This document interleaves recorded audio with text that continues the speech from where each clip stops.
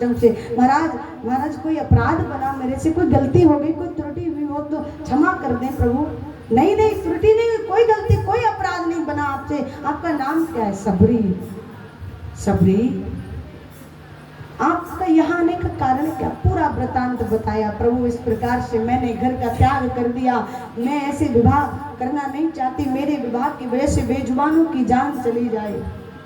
मतंग ऋषि को बड़ी दया आई और कहा, आज से आप उस वृक्ष पर नहीं रहोगी, आज से आप हमारे सबके साथ रहोगी। और जितने चेला चपाटे थे ना, शिष्य थे, सबके साथ में रख दिया। लेकिन आप तो जानते हैं पहले से ही विरोध होता चला आया है, आज कोई नई बात नहीं है। शिष्यों ने विरोध किया। आश्रम पर नारी यदि रहेगी तो हम नहीं रहेंगे। बताओ, आश्रम पर एक शबरी भीलनी को रख लिया, एक नीच जाति की अछूत है ये, हम इसका छुआ हुआ कुछ नहीं खा सकते, हमारे साथ रहती है, हमारे साथ बैठती है, या तो ये रहेगी या हम रहेंगे।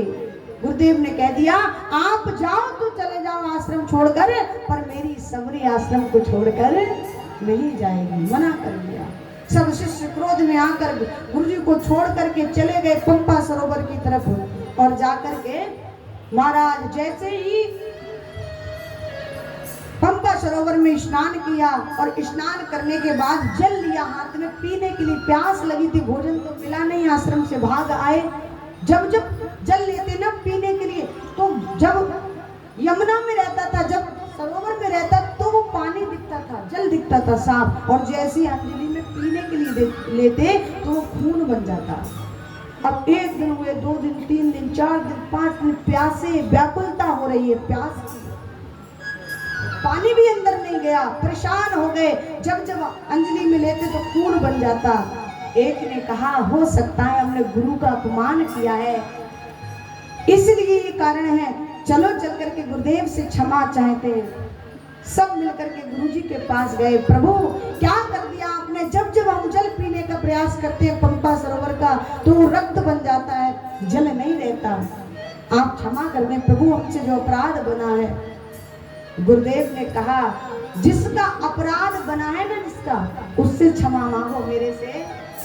बोले मतलब ये कि आपने सबरी का अपमान किया है, सबरी से जाकर के यदि क्षमा मांगोगे तभी वो जल पुनः जल हो सकता है, अन्यथा जब जब आप पियोगे तब तब वो रक्त के रूप में दिखाई।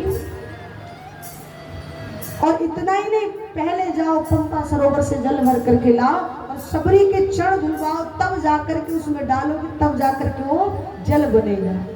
शिष्य गए, जाकर पंपा सरोवर से जल लेकर आए, सबरी मैया के चरणामृत को बनाकर जैसे ही पंपा सरोवर में डाला, वो पुनः जल बन गया। बोले श्यावर रामचंद्र भगवान की। बड़े प्रेम पूर्वक रहने लगे भाव से। हुआ क्या माताओं, एक दिन अंतिम समय आ गया गुरुदेव का, और कहा, बेटा मेरा तो अंतिम समय है, ना जाने कब प्राण इस शरीर से निकल जाए, मैं तुम्हें एक मंत्र देता हूँ, और इस मंत्र में दृढ़ विश्वास रख करके आप इस मंत्र का जाप करना।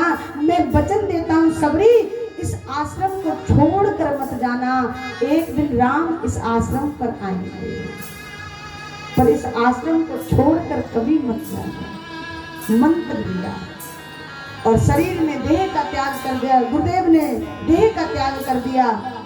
उधर शबरी मैया बहुत रोई गुरुदेव के देह का त्याग देखकर। धीरे धीरे मैया उस नाम का सहारा लेकर, उस मंत्र का सहारा लेकर भगवान का भजन करने लगी, उस मंत्र में अपना मन लगाने लगी। एक दिन क्या हुआ, मजीरा लेकर के जप करती थी। एक दिन